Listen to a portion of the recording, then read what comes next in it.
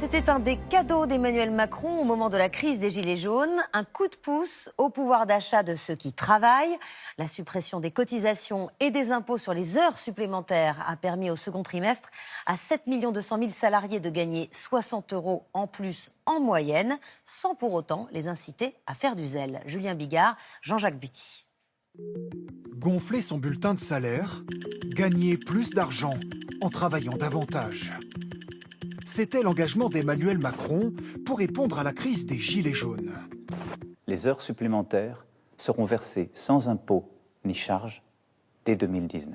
6 mois plus tard, la fin des cotisations sociales a rapporté 835 millions d'euros aux Français, ou plutôt à une partie d'entre eux. 30% des salariés du privé en ont profité. Sur le deuxième trimestre, 34 heures effectuées en moyenne pour un gain supplémentaire de 60 €. Dans cette imprimerie 3D près de Paris, Lucas Mérinon a vu la différence. Lorsque je regarde ma fiche de paye, j'ai effectué 20 heures d'heures sup avec un gain de 45 €. Voilà. Les heures supplémentaires sont aussi défiscalisées. Aucun impôt à payer sur le montant gagné. Du pouvoir d'achat en plus, selon Michel Le Gall. Partir plus facilement au week-end, des choses comme ça, des petits cadeaux pour la famille. Donc non, ça a été très bien, c'est un plus. 475 millions d'heures supplémentaires ont été effectuées en 2019, un chiffre similaire à l'an dernier. La défiscalisation n'a pas fait travailler davantage, et c'est aussi le cas dans l'entreprise.